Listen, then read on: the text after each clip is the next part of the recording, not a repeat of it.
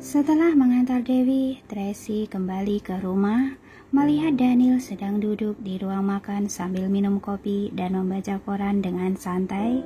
Dia tidak bisa menahan amarah, menghampirinya dengan kesal dan bertanya, "Daniel, kenapa kamu membohongi kakak iparku?" Daniel meletakkan koran melihatnya sambil tersenyum. "Istriku sudah kembali. Duduk dan makan sarapan dulu. Katakan dengan jujur." Tracy menarik telinganya dengan kejam. "Kamu duduk dulu. Aku akan memberitahumu perlahan-lahan." Daniel juga tidak marah, membujuknya untuk duduk lalu menjelaskan dengan sabar. "Kamu sudah melihat buku tagihan itu kan?" "Sudah." Tracy memelototinya dengan marah. "Meski itu sedikit keterlaluan, tapi kamu sendiri sudah memberikan sidik jari. Kita harus jujur dan menepati janji. Berhubung sudah berjanji pada orang lain, maka harus bisa menepatinya. Kalau tidak bisa, maka dari awal jangan menyetujuinya." Saat itu, aku sekarat, tidak sadarkan diri. Dia sendiri yang menggigit tanganku sampai berdarah dan menempelkan sidik jari. Aku tidak bersalah. Daniel tampak tak berdaya. Setelah aku sadar, dia mengancam dan memerasku dengan berbagai cara. Kalau aku tidak menurutinya, dia akan menyuruh serigalanya memakanku. Menurutmu, apa yang bisa aku lakukan? Itu Tracy juga merasa sependapat dengannya. Hal seperti itu memang kebiasaannya. Setelah terdiam sesaat, dia menyalahkan lagi. Tapi tidak peduli bagaimanapun, akhirnya dia bisa menyelamatkanmu. Seharusnya kamu bernegosiasi baik-baik dengannya, lalu memberikan imbalan yang setimpal. Mana boleh kamu membodohinya dengan 10 miliar. "Aku tidak membodohinya," Daniel berkata dengan serius. "Sekarang, semua aset grup Wellens atas namamu. Aku hanya punya sedikit uang saku. Hari ini aku bahkan minta pengacara Joy menghitungnya. Totalnya hanya 20 miliar, dibagikan setengah padanya, pas 10 miliar. Kamu..." Tracy terdiam beberapa saat. "Pantas saja orang bilang bahwa kalau tidak licik, maka tidak bisa menjadi pengusaha. Kamu memang seorang pengusaha licik." Daniel tertawa merangkul bahunya dan berkata, Sudah, aku hanya bercanda. Tenang saja, aku pasti akan memberikan imbalan yang pantas untuknya." "Tidak perlu." Tracy mengayunkan tangannya berkata dengan royal, "Tadi aku sudah memberikan 600 miliar uang tunai yang aku miliki padanya, juga memberinya banyak perhiasan. Kalau dijumlahkan, seharusnya ada 3 triliun. Dia sangat puas. Masalah ini sudah selesai." "Apa?" Daniel terkejut sampai membelalakan mata. "Kenapa tidak memberitahuku?" "Kalau tidak, harus bagaimana?" Tracy memelototinya. "Kamu yang membohonginya duluan, lalu melarikan diri begitu saja. Sebagai istrimu, tentu saja aku harus membantumu menyelesaikannya. Selain itu, dia adalah calon kakak iparku. Aku sebagai adik ipar tidak boleh begitu tidak beretika, kan?" "Tidak masalah kalau kamu memberinya uang. Tapi aku yang memberikan semua perhiasan itu padamu punya arti khusus." Daniel panik.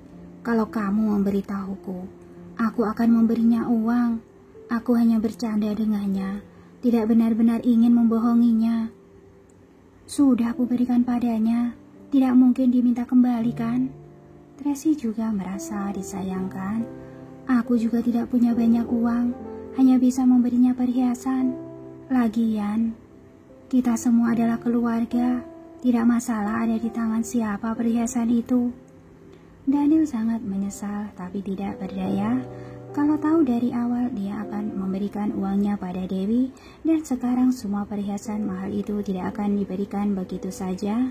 Kelak semua barang itu tidak bisa dibeli meskipun punya uang.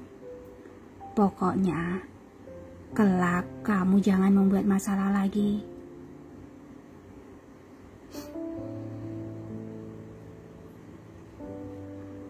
Pokoknya, kelak kamu jangan membuat masalah lagi. Terlebih lagi terhadap kakak dan kakak iparku. Kalau tidak, akulah yang harus membayar utang itu.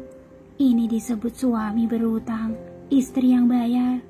Tracy mengingatkan dengan serius. Aku tahu. Kali ini Daniel sudah mendapatkan pelajaran di keluarganya ada istri yang adil dan jujur. Dia benar-benar tidak berdaya. Kali ini dia mengalami kerugian besar, tapi kalau Dewi kembali ke sisi Lorenzo, maka dia akan memenangkan 5% saham grup Moore. Itu termasuk menguntungkan.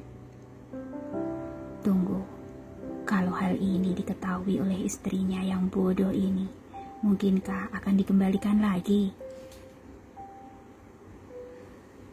Benar saja, 7 hari kemudian, Tracy menerima telepon dari Jasper mengatakan bahwa Lorenzo mau mengalihkan sebagian saham grup Moore padanya dan memintanya untuk pulang dan mengurus prosedur.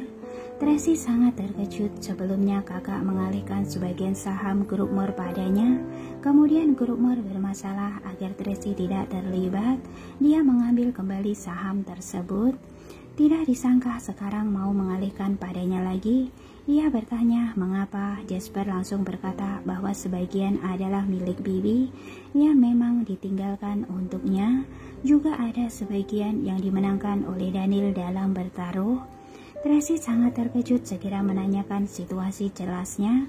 Tapi Jasper tidak banyak bicara, hanya memintanya untuk mencari waktu untuk pergi mengurus prosedur. Tracy segera menyetujuinya, lalu menelpon Daniel untuk menanyakan situasi jelasnya. Daniel tahu dia tidak bisa melarikan diri, hanya bisa menjelaskan masalah taruhan dengan jujur. Tracy memarahinya. Daniel tersenyum pahit dan berkata, "Sayang, untuk hal ini, kamu tidak bisa menyalahkanku. Kalau tidak berbuat seperti itu, bagaimana bisa membangkitkan semangat juang kakakmu? Tapi dia adalah kakakku. Sudah seharusnya kamu membantunya. Kenapa malah menerima uang?" Tracy sangat emosi. "Kalau kalah, aku juga akan mengaku kalah.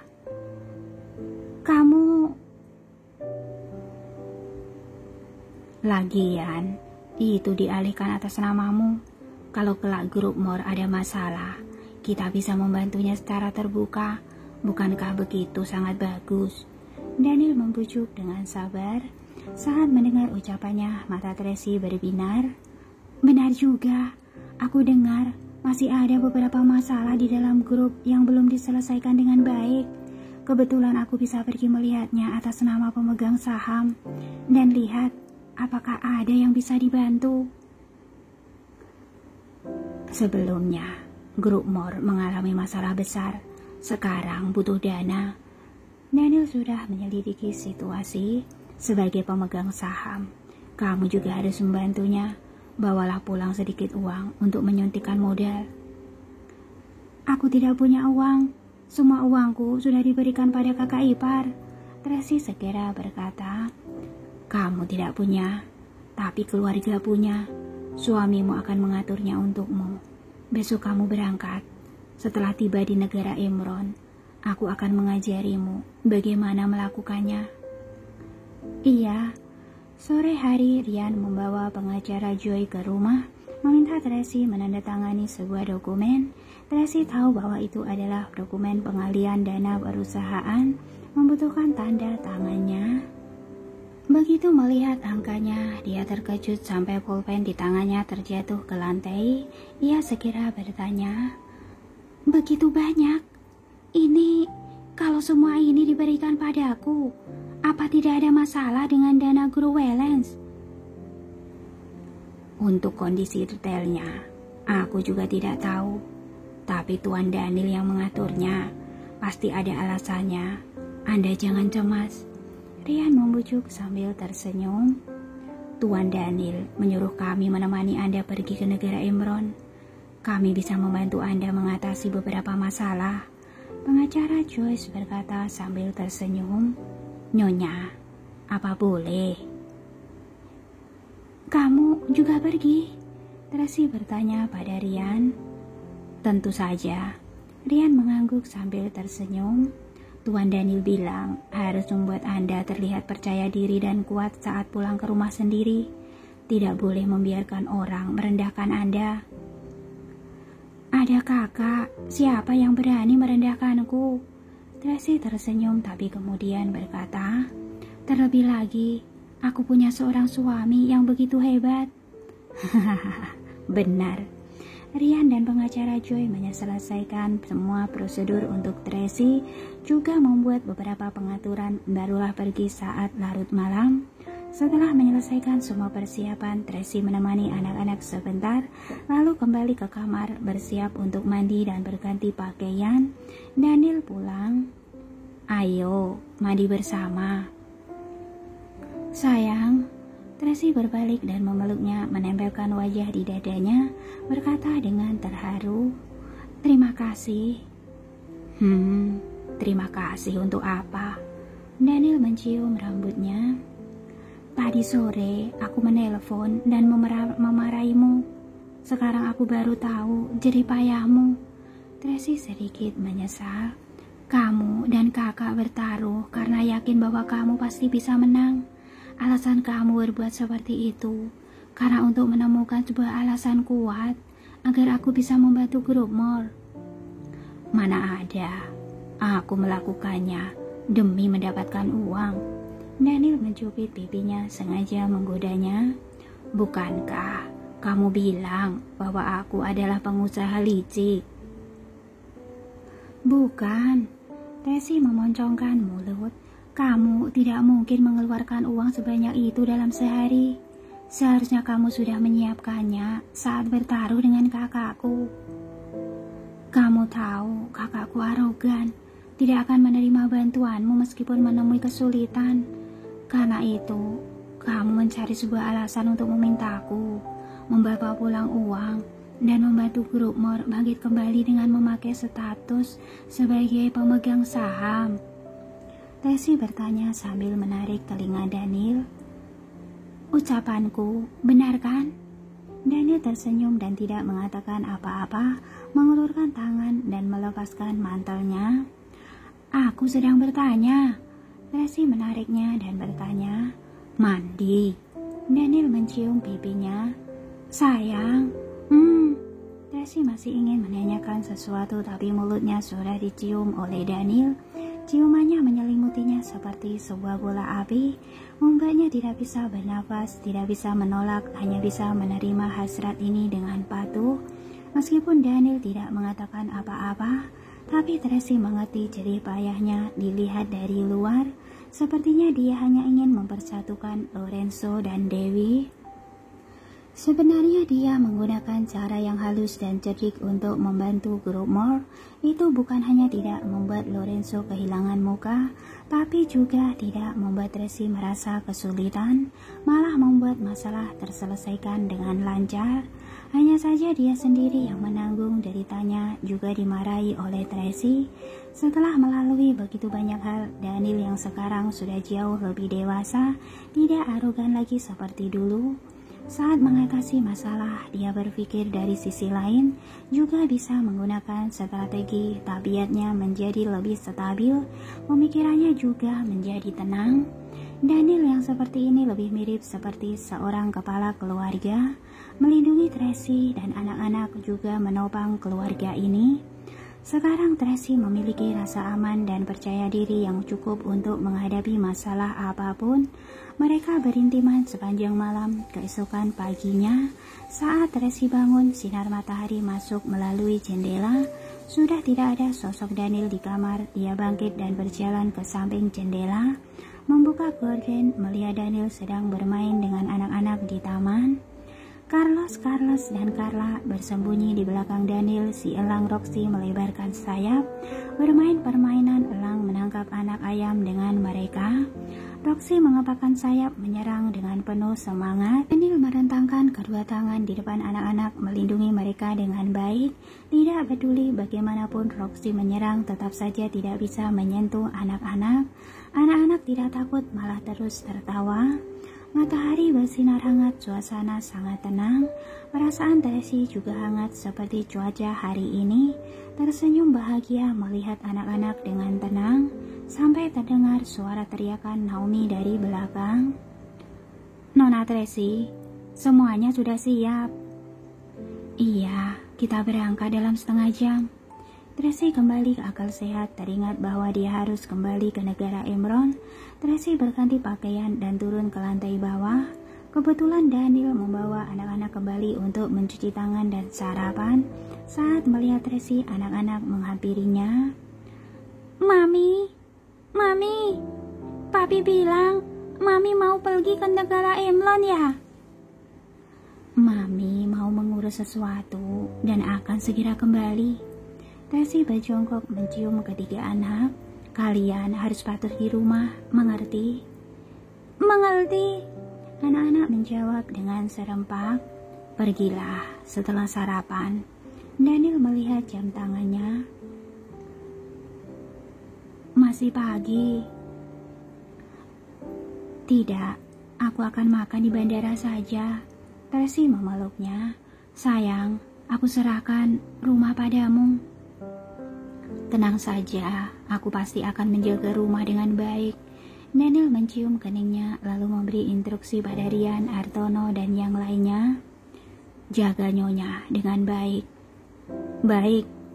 Tracy menoleh heboh sekali. Daniel mengatur 10 orang, 2 pengacara, 2 akuntan, dan 2 eksekutif senior perusahaan, juga sekelompok pengawal untuknya, semuanya lengkap. "Apa perlu sampai sebanyak ini?" Tracy sedikit tercengang. "Kamu adalah istri Daniel Wellens, juga pemimpin grup Wellens. Bukankah harus terlihat berwibawa?" Daniel memeluknya sambil tersenyum berseri-seri. "Selain itu, sekarang kamu adalah pemegang saham kedua grup Mor. Berdasarkan statusmu, ini sudah termasuk sangat rendah hati." Tracy tertawa lalu merespon, "Pemegang saham kedua? Berapa banyak saham yang kakak berikan padaku?" "Aku dengar 25%. Daniel menghela nafas. "Hais, sekarang istriku adalah wanita terkaya di dunia." "Wanita terkaya apaan? Sembarangan." Tracy merasa sedikit malu. 25% saham grup Mor, 55% saham grup Wellens. Juga aku pekerja gratisan yang terus-menerus mencari uang untukmu tiada henti. Wanita mana lagi di dunia ini yang lebih kaya darimu?" Daniel mengelus wajahnya yang halus. 25? Tracy tercengang sejenak, segera menarik Daniel dan berkata, "Kamu bilang kakak memberiku 25% saham grup Mor? 25? "Iya, dia bilang begitu saat ditelepon kemarin." Daniel mengangguk dengan serius. "Selain itu, sekarang saham grup Mor berbeda dengan sebelumnya. Saat kamu kembali ke keluarga Mor, saham yang diberikan kakakmu padamu hanya bersifat sementara. Dia bisa mengambilnya kembali kapan saja. Tapi sekarang, saham ini adalah milikmu." Tracy sedikit panik. 20% saham memang milik ibuku dan memang ditinggalkan untukku. Itu aku bisa mengerti. Tapi kalian bertaruh, kenapa saham itu malah jadi milikku? "Kamu ini istriku. Kalau tidak diberikan padamu, lantas diberikan pada siapa?" Daniel memelototinya. "Sekarang aku berharap kamu menjadi semakin kaya, kelak bisa menghidupiku. Kalau kelak aku tidak bisa kerja lagi, maka aku akan dinafkahi istri dan berbaring santai di rumah." Tracy tercengang. "Tiba-tiba tekananku sangat besar." "Jangan takut, ada aku dan kakakmu yang melindungimu. tidak ada orang yang berani mencari masalah denganmu. Daniel mencium keningnya. Kali ini, kamu kembali ke negara Imron dan segera selesaikan urusanmu. Setelah selesai, pulanglah lebih awal. Persiapan pernikahan sudah hampir selesai. Akan diadakan tanggal 9. Apa? Tracy tercengang. Menikah tanggal 9? Kenapa aku tidak tahu? Bukankah sekarang sudah tahu? Daniel berkata dengan tenang. Suamimu sudah mempersiapkan segalanya untukmu. Kamu tidak perlu mengkhawatirkan apapun. Bukankah begini bagus? Tapi aku yang akan menikah. Bukankah kamu harus memberitahuku dulu? Tracy tidak tahu harus menangis atau tertawa. Aku adalah pengantinnya. Malah yang terakhir tahu. Bagus sekali. Aku tidak mengumumkannya pada publik agar tidak menimbulkan masalah lain. Daniel mengelus rambutnya. Sudah, pergilah. Pulanglah tanggal 3. Itu bukankah terlalu mepet? Hari ini saja sudah tanggal 30. Yang patuh. Daniel tidak mengizinkan Tracy bicara lagi, langsung memberi instruksi pada Lian. Lakukan segalanya sesuai dengan rencanaku. Mengerti? Mengerti, Tuan Daniel. Tracy tahu bahwa dia tidak bisa mengubah keputusan Daniel, hanya bisa berpamitan dengan anak-anak dan naik ke mobil dengan patuh. Mobil melaju keluar saat melihat Daniel melambaikan tangan padanya melalui kaca spion tengah. Dia menghela nafas. Dari luar, aku terlihat seperti kepala keluarga, tapi sebenarnya dialah yang mengendalikan di belakang layar. Tuan Daniel melindungi Anda, Hartono berkata sambil tersenyum. Benar. Tuan Daniel mengaturnya seperti ini juga demi kebaikan Anda, Paula menambahkan. Tenang saja, Nyonya, 5 hari sudah cukup. Beberapa hari ini, Tuan Daniel menghubungi Tuan El beberapa kali.